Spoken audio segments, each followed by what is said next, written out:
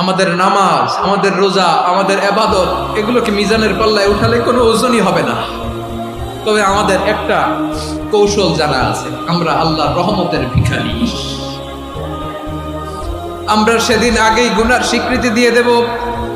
আমরা বলবো, আল্লাহ তুমি প্রশ্ন করার আগে তোমার একটা কথা বলি, আমারে কিছু জিজ্ঞেস করো না, আমি সব করেছি। এমন কোন পাপ নাই যে পাপ আমারে দিয়ে হয় নাই।